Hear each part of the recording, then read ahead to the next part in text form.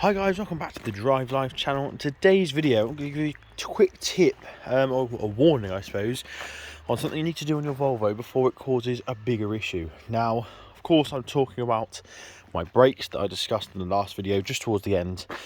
We've had a further development, and I think you guys would be quite interested to know how you guys can avoid a similar thing happening. So, for those of you who didn't see the last video, we had brand new tyres on the SA2. We've got two Michelin Cross Climate 2s, which by the way are mega tyres. They look awesome, they feel awesome. I'm really looking forward to taking them into snow, into Europe, and yeah, giving them a run for their money. We've got the Cross Climate Pluses on the back, but while they were doing the tyres, they found a few issues back here. Now, the chap came up to me and said, well, it's all good apart from the fact that you've got a sticking caliper, and the brake pad has worn through, so it's now metal on metal and it's damaged the brake disc, which obviously you can see it has done here. And I was totally confused because they had loads of tread on them. The car didn't feel any different whatsoever to drive on the way there. It was totally bizarre. So I said, right, okay, well, I'll drive it home. We'll then order new brake pads, discs, etc. I mean, I might see if the brake disc can be saved. I think it can be. I think we're okay. There's no sort of major scoring.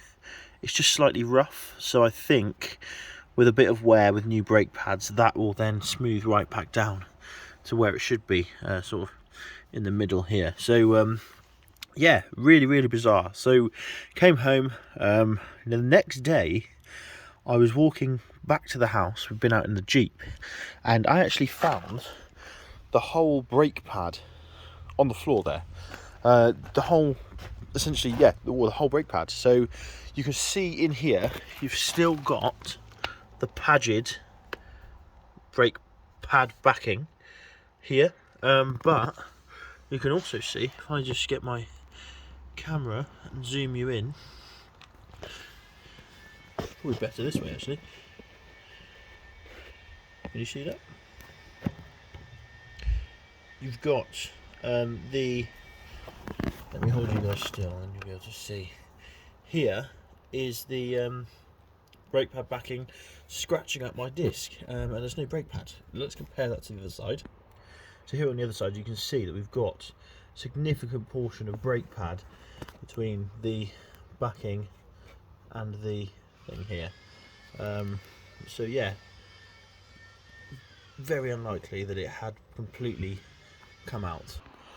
So my theory about what's happened is, obviously I took the car to a track day at Thruxton earlier in the week, which was the reason I needed the new tyres. But I'm wondering if the brakes got so hot. I think the pads, well, they look, by the date code on them, they could almost be the original pads at 120,000 miles. So, and that's not unheard of. So I think, or at least they're very old. The pads are old, and they've actually come unglued from themselves. I think that the heat from the track day probably helped that, and I think it's probably only a matter of time until the rears do it as well, and possibly even the front. I need to investigate what type of pads these are on the front actually, and give that a bit of love. So yeah, what I would suggest doing to avoid this issue, because you really don't want to write off a set of brake discs. These are pretty much new. There's no lip on them whatsoever. They're in good nick.